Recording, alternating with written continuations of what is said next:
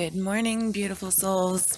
So, I am back with you this morning. For me, it's morning. The sun is shining. There's snow on the ground. It is beautiful. So, I hope you're doing well wherever and whenever you are. So, I think I finished off in the last readings wrestling with some big questions. What I found during this this portion, and actually continuing on probably for quite a while, was that I was feeling this pull toward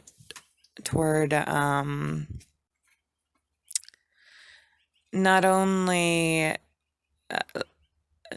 learning about myself through all this self-discovery work, the shadow work, the inner child work, and all of that, but I was also feeling compelled to study and research spirituality. And of course, well, not of course, but I think I mentioned in my backstory that I, during my, I guess, adolescence, I had been a part of Christianity, but I had discovered that it didn't resonate with me. And so now at this time in my life where I'm reading from these journals, I'm starting to just explore spirituality. But what I'm finding is that I will come across information that does resonate and does make sense to an extent. Something feels like there's some truth within it. And so I kind of tentatively take on this new information, bring it in, and try to incorporate it with my current worldview. But as you can see in the last reading, what was happening was that sometimes I would, come across information written by other people, and something in it felt right, but I was having to go through this process of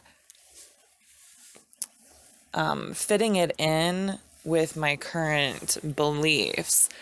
And what happens there is when there's some information that doesn't exactly align with what you currently believe, you're left with kind of a choice. And that choice is either to reject the new information or to change your old beliefs. And that can be a difficult process, especially when you're really longing to learn and to change your old beliefs, and wanting to bring in this new information and wanting to discover the truth. Letting go of old beliefs is hard. I mean, our ego is designed kind of to hold on to our beliefs. That's just kind of what it likes to do. So changing beliefs is a difficult process. And so during my last reading, I was wrestling, and also, another part of this is it's not just about changing beliefs based on the new information acquired, but also just making sense of the new information acquired. That's my dogs. Sometimes it takes a little while from when you encounter the information for you to work it up and actually to work it up in your mind and actually understand what it's really saying. So, like for instance, at one point I mentioned that the Buddhist concept of emptiness. Well, when one first encounters that concept, it might be confusing. Because you think of emptiness as nothingness, and so this concept actually gets misunderstood a lot. But what I wrote at some point previously was that that the actual translation of the Sanskrit or whatever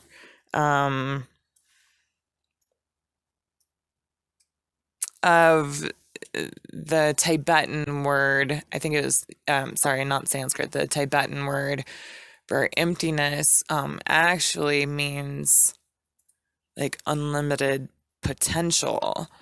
So that's just an example of how sometimes when you first come across information, you might misunderstand it, and it might take a while for it to sink in and for the true understanding to come through.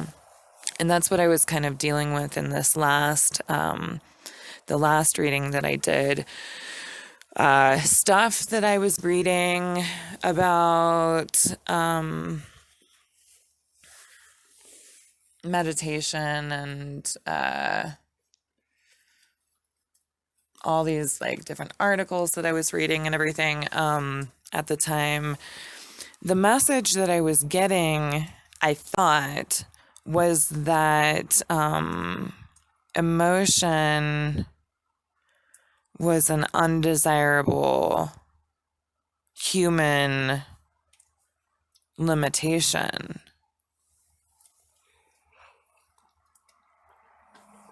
And so I started getting really confused and worked up because I knew from my own personal experience, so my experiential understanding of life was that emotion, particularly the more beautiful emotions, like love and compassion, my experience was telling me that these things were some of the most powerful and beautiful experiences to be had. So I was really wrestling with this, what I thought this new information was telling me, that the emotion was undesirable, versus my own experience, which told me that emotion was actually a magnificent thing. So I just wanted to make a little note about that, kind of explain to you where my confusion was coming in, because as I continue to encounter new information in my personal studies, I continue to wrestle with questions like this. So anyway, I don't know. I just wanted to make that note. That, and also to encourage you too, as you, if you're exploring spirituality or yourself or trying to make sense of the world, if you're studying and encountering new information, some patience can be helpful. Just giving it time to kind of work itself through your mind, and like trust yourself, trust your instincts. Like I think in this portion where I was wrestling with the idea of emotion, my instincts were telling me no. I'm no, I must be misunderstanding this because I know I know deep within myself that love and compassion and empathy and all these things, I know that that these are good, valuable traits to have and that they're not something to be rid of. So I would encourage you, trust what you feel. Sometimes it just takes a little bit of time for our minds, our brains to make sense of new information that is coming in, especially if it seemingly contradicts what we currently believe. But I mean, I would encourage you to be open to new ideas and new beliefs. It's a tricky thing to differentiate between our ego and our kind of truer, higher knowing. Um, so just I would encourage patience. Just give it some time. You'll know what's right for you. And I think that's the most important thing. Um, to just trust what feels right for you. So, anyway, okay. I'm going to start with a reading here from Friday, December 9th, 2016. And yes, okay. So I've been doing a lot of reading of different sources, but they seem to really tie into each other nicely. Buddhism and esoterics. I don't even know if that's the correct word for it. Anyway, it's all confirming what I had been thinking, that the meditation is just a part of the whole thing, that I shouldn't get too bogged down with the specifics of Buddhism or meditation practice, because, like Christianity, it was created by people, and therefore is really just kind of a religion. But again, the whole point of all this, and something that I keep coming back to over and over, is that the only path is a personal one that must be experienced. It's not sufficient to just read about it, gain the knowledge. It must be actually experienced.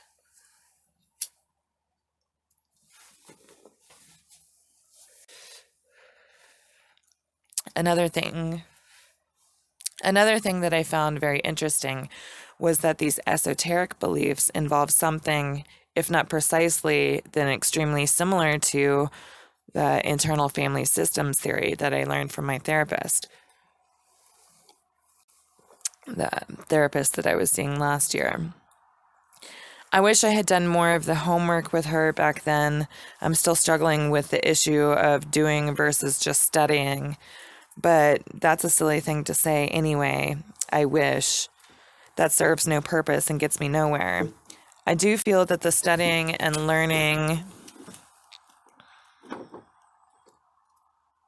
Chogyam Trungpa, the author of the spiritual materialism book that I had been reading, might call it collecting. It does help because as I learn about the ego and how it works, I notice it more in my life. I become more aware and am able to start thwarting its activities, albeit in small ways. But anyway, I don't have time right now, I have to go to work, but I'm actually excited to spend some time this weekend working on some of this parts stuff again. So I'll make another side note. Apparently, this was when I became exposed to esoterics.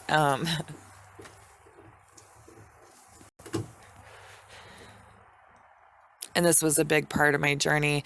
It's weird. I noticed, especially in the beginning of this journey, but still sometimes now,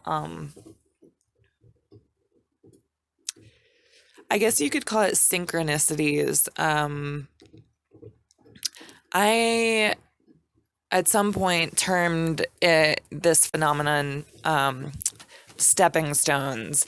What I discovered was that like I would encounter just what I needed at the perfect time along this path, and that, you know, what I needed would be presented to me by the universe or whatever, that would get me to a place that would move me to the next stepping stone. So it was like some concept or book or something would come into my awareness, and it would help me learn and grow, which would move me on to the next phase of my my growth experience, you know, which would lead me to the next stepping stone and then to the next. And Esoterics was one of these stepping stones, and I had just mentioned it, so I thought I should make a note. I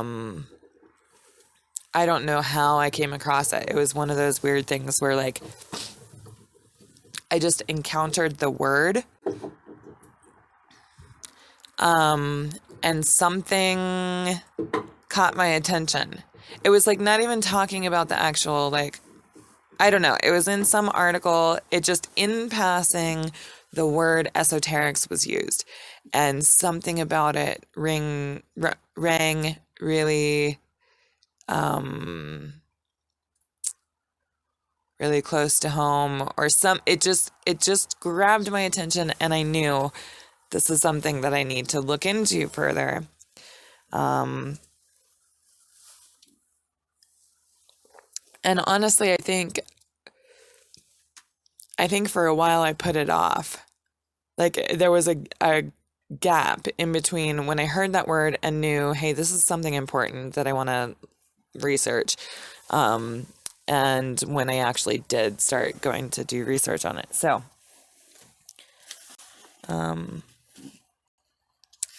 this next entry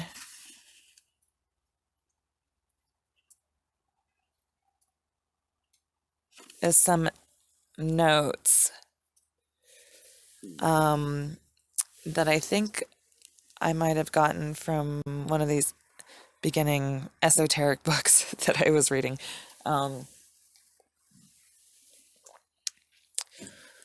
There was this guy when I first started doing research on esoterics.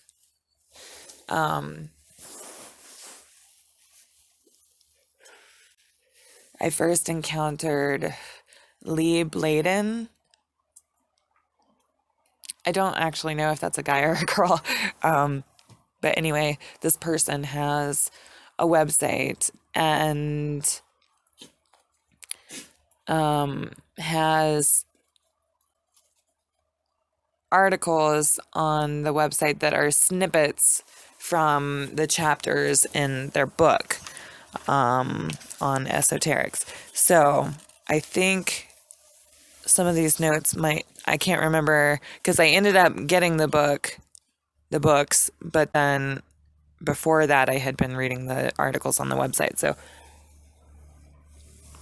I don't know where this stuff is coming from exactly. It's just notes taken down. I do this. I take down notes for my own personal use, like to study and just as reminders, so that I can go back and read it. So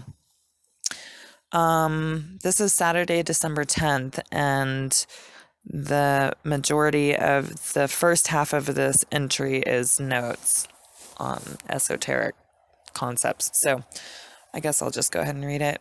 You can skip over it if you want to, but I do go into some more personal talk later in this entry. So,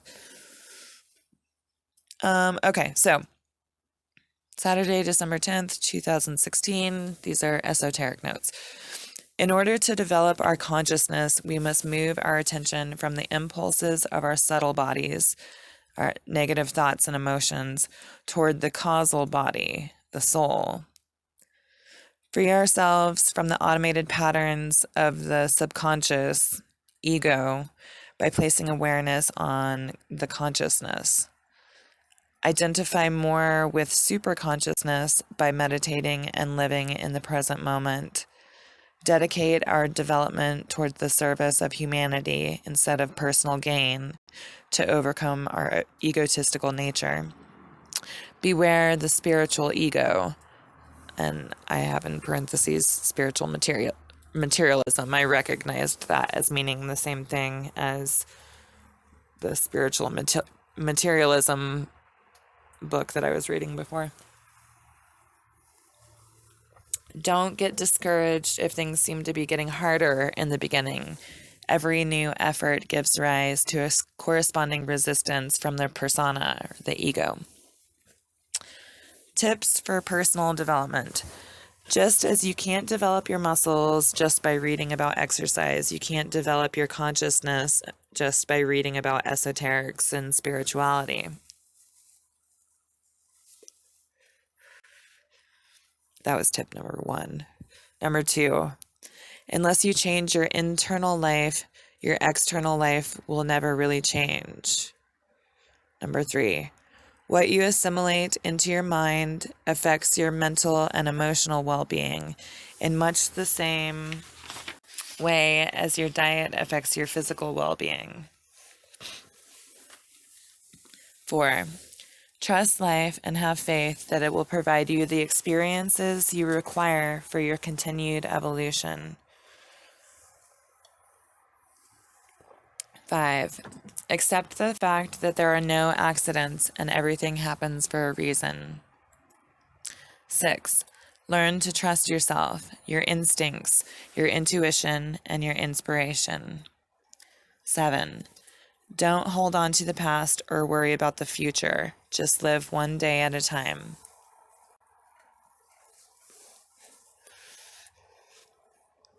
8, by helping others, you also help yourself. 9, walk the talk. 10, try to notice every motive and desire that passes through your consciousness.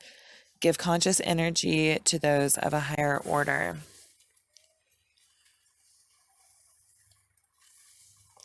11, you won't find peace and happiness by looking outside of yourself. 12, try to contact your higher self for a few minutes every day and imagine how it might direct your life. 13, remember that you are not your body, your emotions, or your mind. They are separate beings, and you, the ensouling monad, are the master. If they are well trained, they will serve you well.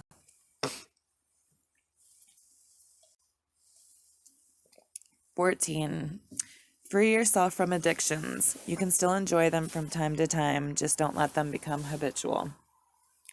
15, make little sacrifices to help develop your willpower, i.e., give up alcohol for a month. 16, be true to yourself and never pretend to be anything you are not. If people don't accept you for who you are, you don't need them in your life. 17, don't be too critical because any fault you see in others probably also afflicts you. 18, be unconcerned about others' opinions. 19, whether people like you is their business, not yours, so don't take it personally.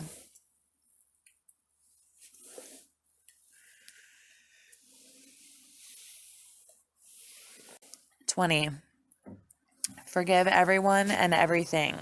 You can't change the past, so there is no point being bitter. It hurts you far more than it hurts them, so why torture yourself? 21, give up the need to win and the need to be right.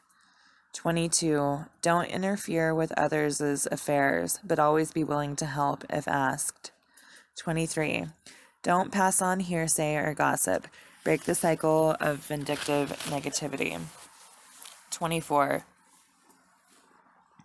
don't be offended by anything because it is all part of the divine plan. 25, calmly accept whatever life deals you. You probably can't do much about it, so there is no point in getting angry or depressed. 26, remain optimistic. If times are tough, be thankful they are not worse, and grateful that you are working off some of your karmic debt.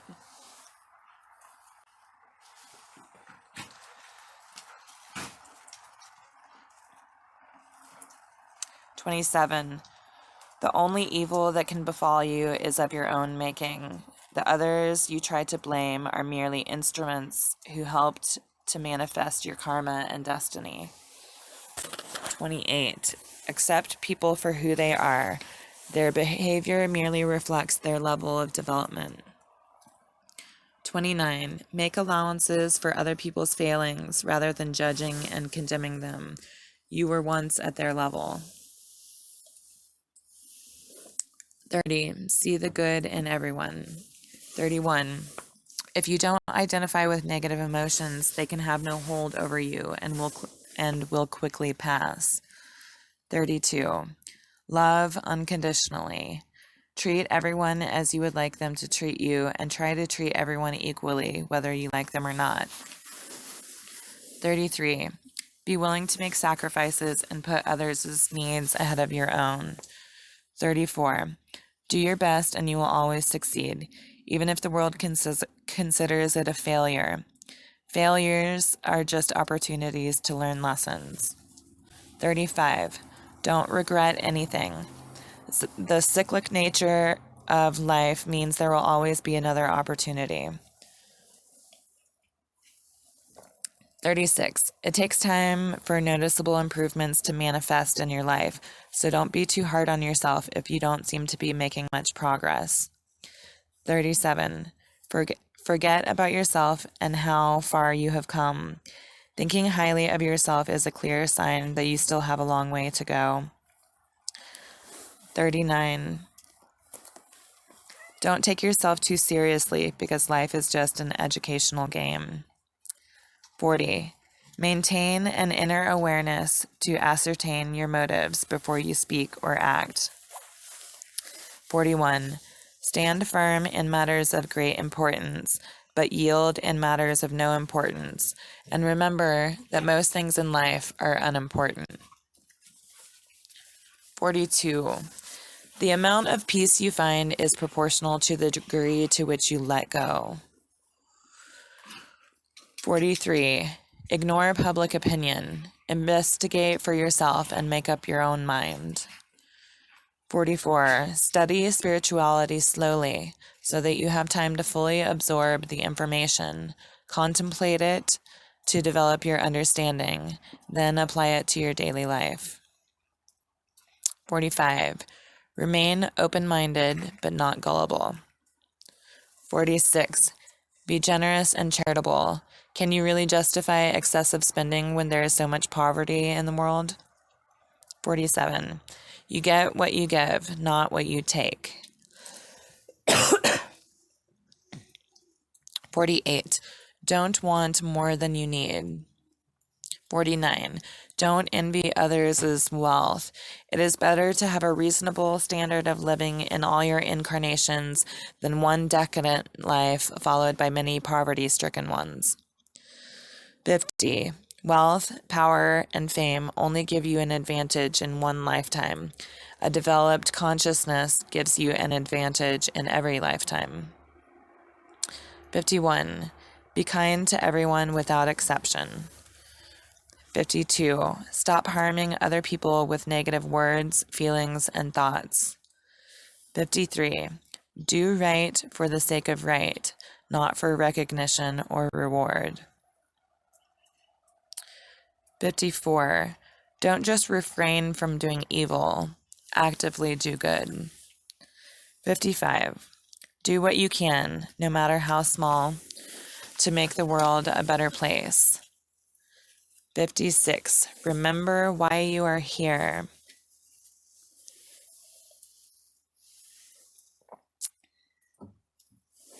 Okay.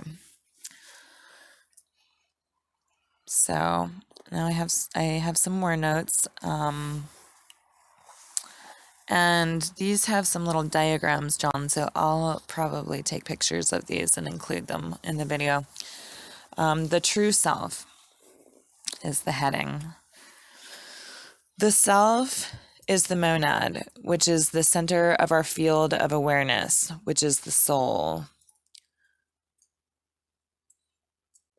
So the monad is the self, and the soul is the field of awareness of that monad.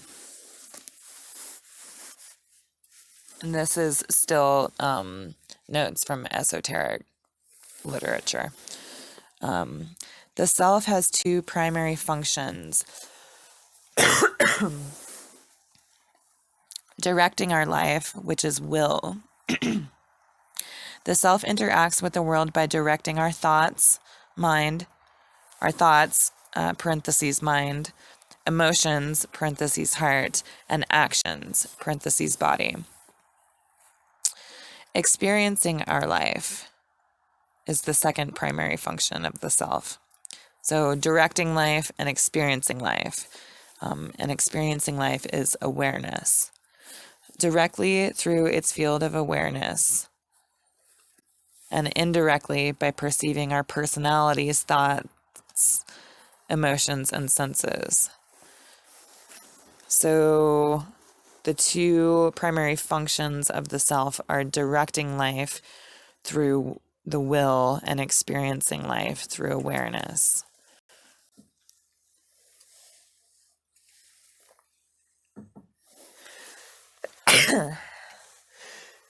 Excuse me.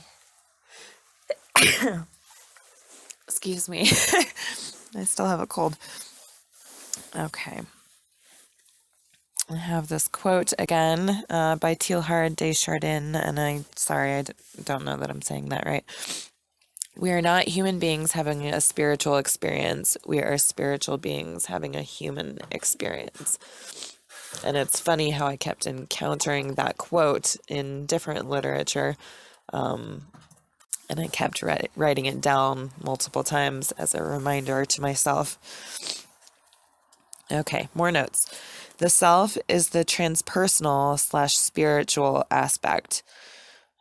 The mind, heart, and body are the personal/human elements. The soul unites them in a human being.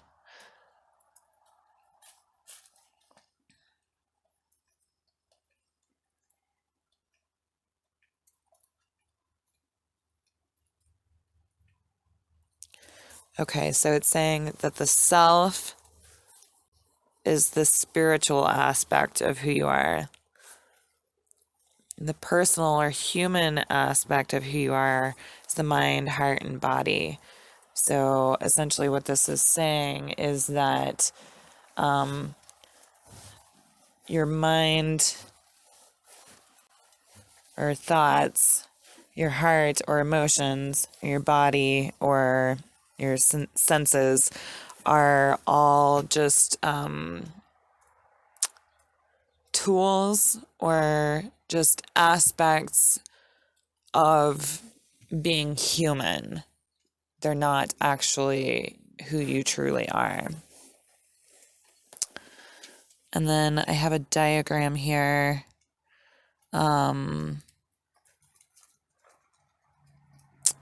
That's explaining how the self is made up. So the self or the monad is surrounded by its field of awareness, which is the soul. And that is comprised of these three other centers: the head, heart, and body. And these centers also have a field of awareness.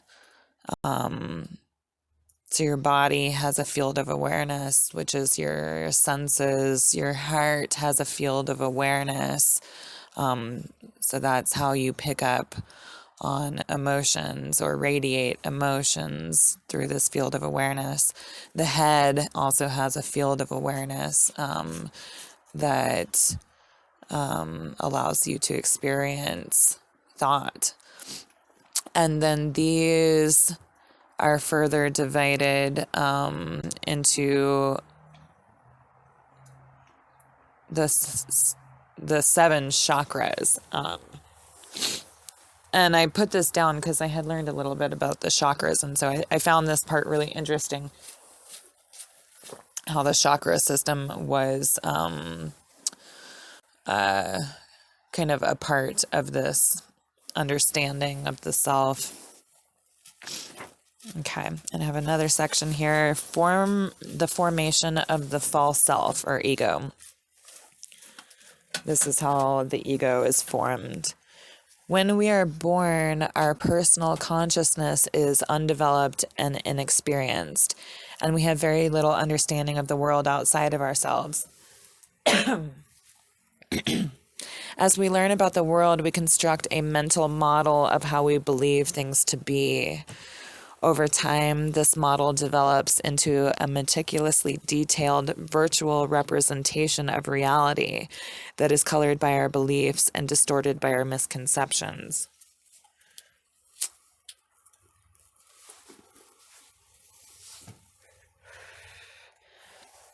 Our interactions with others help us develop a concept of self, but this conceptual construction says that we are a separate individual contained within a physical body.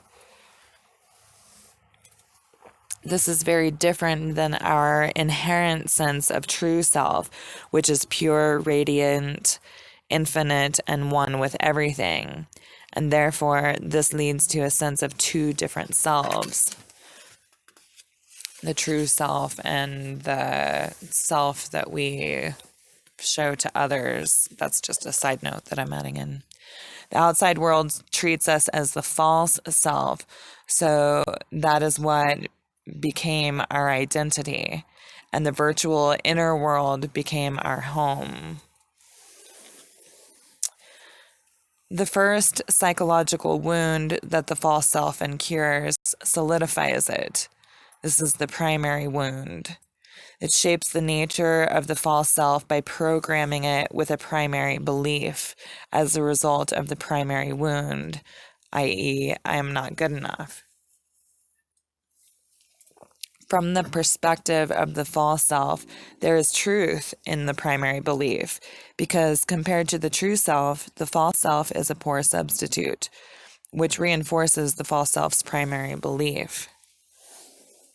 The primary belief is the seed around which the ego forms, and the primary objective in life becomes soothing the feelings of lack surrounding this belief. Therefore, the ego is the false self's field of consciousness, just as the soul is the true self's field of consciousness. The ego does not have any inherent qualities and therefore must be programmed by the false self, which leads to our default reactions to life. The ego is rigid and structured. Okay, so the ego is our false self's field of consciousness or field of awareness. So the ego is the way that the false self is able to interact with the world. It's field of awareness. It's how the false self brings in information or puts stuff out. Okay, here's some more notes under the heading Problems with the Ego. Number 1, programmed reactions keep us on autopilot, half asleep, no conscious awareness in decision-making processes. Number 2, reactions, beliefs, concepts, strategies, mostly programmed when very young, and therefore they are very immature and inappropriate, which leads to old patterns responsible for most of the suffering we experience. Number 3, belief that we are isolated and separate. Because ego is just a thought form trapped inside the mind, isolated from the rest of the world. This creates fear, which leads to another false belief that we must protect and defend ourselves psychologically. Number 4, The ego knows it is not real, so it inherently feels unsteady and unsafe. This leads to confusing or distressing situations of any kind. This leads to the fact that confusing or distressing situations of any kind shake it to its core. And then it develops coping mechanisms, survival strategies, defensive behaviors to strengthen itself and reinforce its position.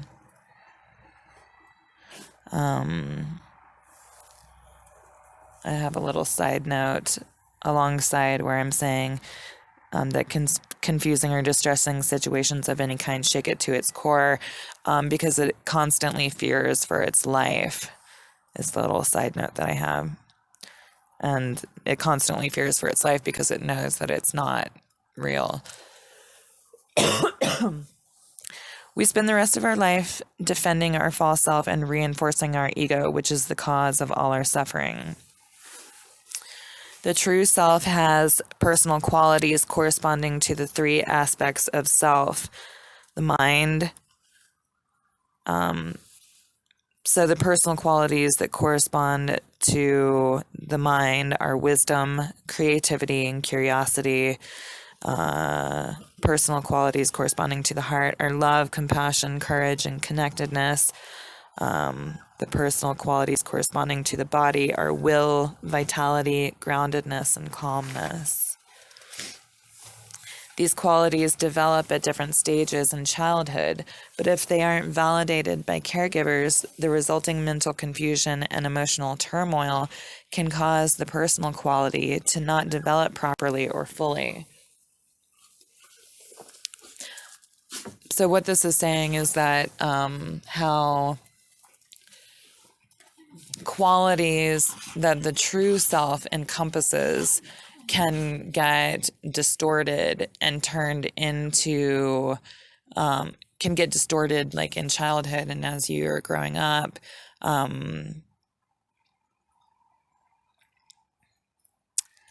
Those qualities cannot develop properly or fully.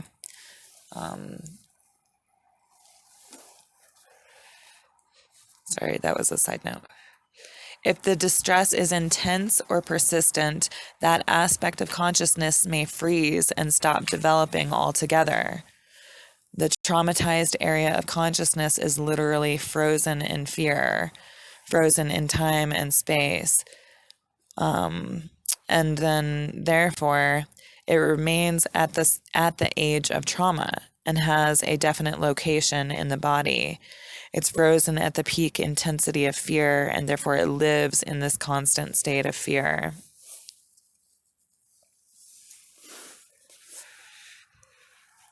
The ego creates a protective thought form around this frozen piece of consciousness to protect the rest of the ego from being overwhelmed by the part's trauma. But in doing so, the part is exiled. The exile feels as though it has been frozen in hell for eternity because it is frozen at peak fear and is frozen in time. A defensive structure is sometimes created near the exile and programmed to act as a guard to prevent conscious awareness from getting near the exile. The pain, fear, and confusion have been repressed deep inside the subconsciousness, but soon we notice a lack of this personal quality, the one that was unfolding at the time of the trauma. This hole, where the personal quality should be, is felt as unease. And then, so the protective structure that was created around the exile is then programmed to take on the functionality of the lacking personal quality.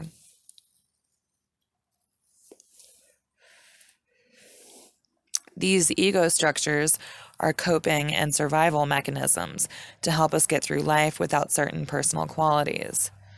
The functionality of the ego structures can never match the real personal quality. So then they are crudely constructed, inferior copies of the exquisite, essential personal qualities. Most of the ego structures are created when very young. We layer more mature, refined structures on top of the immature, inappropriate structures as we get older, but the structures don't go away, they just get more and more buried. As the number of ego structures increased, they became interconnected and formed a complex superstructure, the ego, which continues to grow, stabilize, and evolve to help us cope with life events.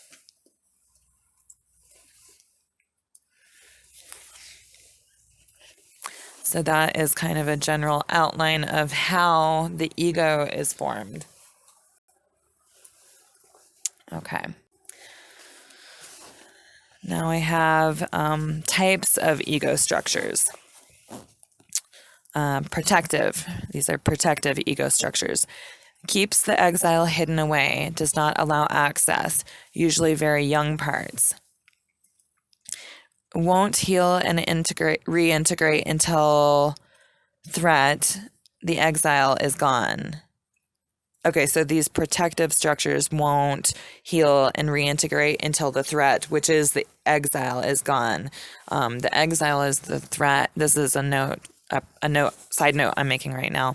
The exile is the threat because it is frozen in this like intense state of fear from when it was birthed, essentially, from that trauma that caused it to be born. So these outer layers of ego structures won't go away until the exile is gone, healed or reintegrated. And now I'm continuing with the notes, which won't happen until we gain the part's trust. So that was protective structures. Now there are coping structures. These are created to fill the hole left behind by the exiles in order to be able to function in the world with the missing personal quality. So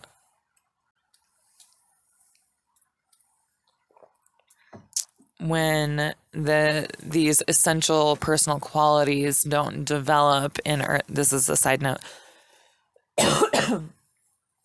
When these essential personal qualities don't develop in early childhood because they're rejected by caregivers or ignored or whatever, aren't appreciated, there's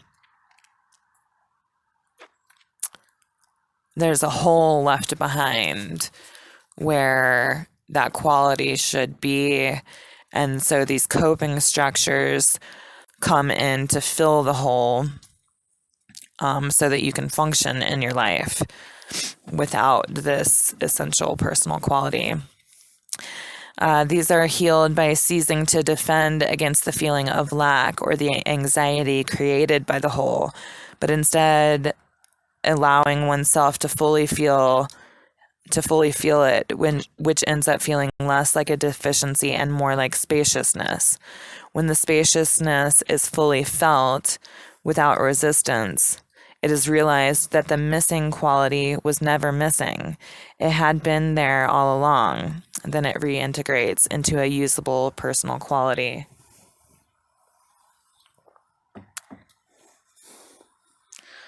Some more notes.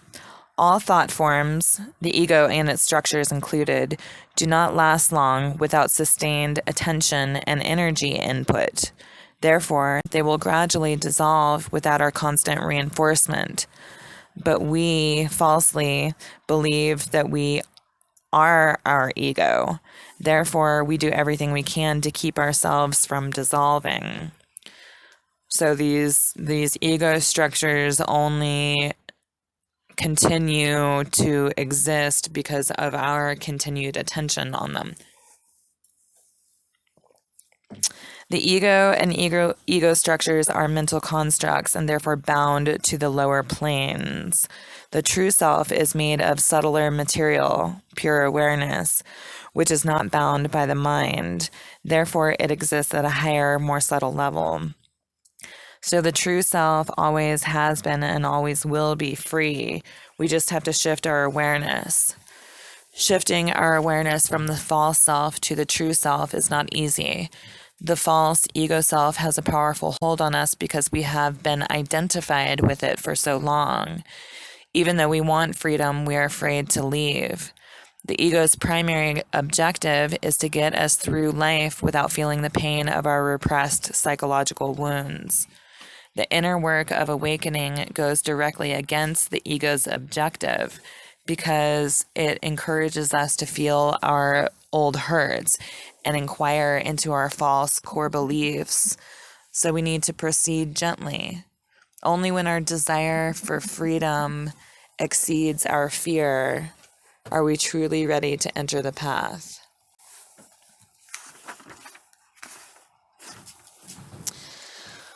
So that's the end of notes. And here I continue writing for myself. So I think here is where I am currently. I've been collecting spiritual information for quite some time now. I can say, yeah, that sounds reasonable. That makes sense. I have been collecting information about life and about myself and even about my possible place in the world. But I've only done it on the safe side of the line. My ego has allowed me to explore these concepts and has even adopted them and integrated them into my worldview because so far they are safe. In fact, they make my ego feel better because they satisfy a hole. There's been an anxiety in my life regarding stagnation, regarding the need for forward momentum, the need for growth and evolution. I'm not sure if that need and resulting hole stems from the true or false self, but either way, it is there, and I have felt it for as long as I can remember. And this spiritual collecting that I have been doing satisfies the anxiety while also not threatening the ego. I'm not actually doing anything, so the ego is not yet at risk, or hasn't been yet anyway. But even as I write this, I feel a tightening in my chest. As I bring awareness to this, I can no longer really justify to myself my inaction, and I think my ego is starting to realize that I'm catching on to it.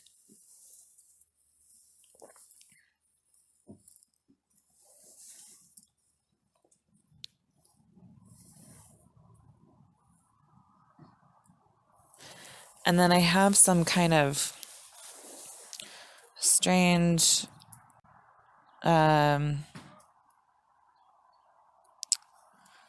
of hastily scrawled words here. I was going to try to read them first to see what they are. I don't have control over my own life. This is like a stream of consciousness writing, it looks like. I don't have control over my own life. I don't have the strength needed. I don't have the self-discipline. Maybe I shouldn't try. It will be too hard. I can't do it. I'll fail. I don't have what it takes. I'm not enough. I'm deficient. There's something wrong with me. I'm not enough. And that's what it gets down to right there. My core belief. I'm not enough. And now what? Where do I go from there? And then I have this quote again. Only when our desire for freedom exceeds our fear are we truly ready to enter the path. It's time to stop collecting. It's time to start experiencing life. It's time to find my courage. Be brave enough to feel it all. Don't run away. Don't hide. Feel it. Be here. Be alive. Be human. Be sloppy and messy and wild. Make mistakes. Make lots of mistakes. Try things just for the sake of experiencing them. Fall down. Laugh about it. Feel it. Get back up. Keep going. Live. Breathe. Be alive. Be brave. Be me. And then I have a big arrow pointing to this stream of consciousness writing where I discovered my core belief that I'm not enough. I write, that's a lie, all of it. It's not true. I am strong. I can handle it. It will hurt, but I can handle it. One moment at a time. Just breathe through it. Breathe it in. And I'm going to stop there because that was a long one. All right, I'll see you guys later.